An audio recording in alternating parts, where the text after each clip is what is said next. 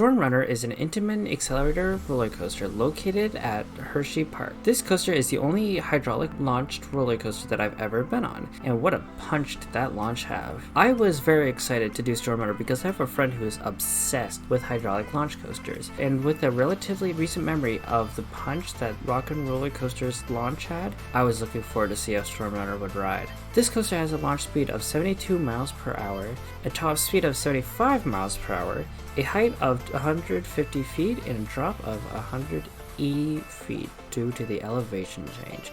This coaster, despite being short, certainly packs a punch. To start off with the cons, I've got to say, it's the length of the ride. Intamin accelerators may be fun if they ride anything like Storm Runner, but I find it seems to be over in a blink. The restraints are also kind of a con. The restraints are fine in my opinion, but I think these ones are just overly bulky, where the lap bar would have been so much better. This coaster starts off with a train rolling into the launch track. It going slow to the launch track is kind of terrifying. Then the launch was absolutely crazy, but I don't think I can comment on it. It happened so fast that I didn't really have time to process it, and the only time I rode this coaster was once. The top hat was really good in a weird way. Out of the two Intamin launch coasters that I've done, the pullouts from the launch into the next element is always really intense. Then the airtime at first disappointed me. Going over the hill was disappointing because I didn't get any airtime there, mainly because I was in the middle of the train. Just to realize that the airtime was not in the crest of the hill where I was expecting it to be.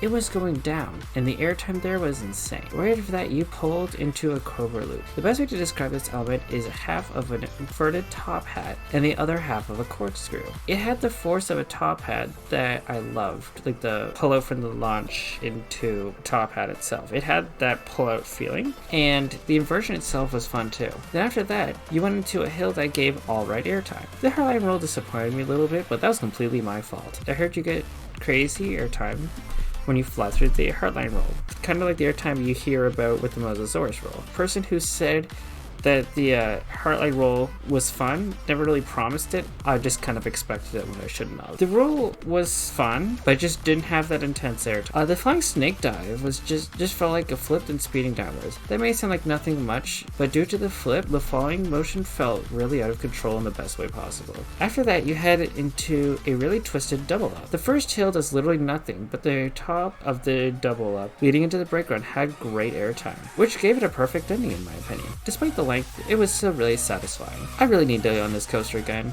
It was a fun ride, but I just rode it once and I did not have time to process the ride, which leads me to believe that I did not enjoy it as much as I could have. But this ride is still insanely fun. It is one of my favorite coasters that I've ever been on.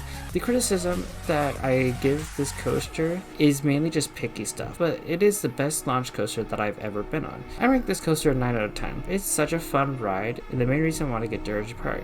The combo of a great launch, awesome airtime, great inversions, just solidified it as a great coaster. Thank you for watching the whole video. I put a lot of work into these, and it means a lot to me that you watch the whole thing. If you enjoyed the video, it would be highly appreciated if you give this video a like and subscribe to my channel. Thanks for watching and have a great day.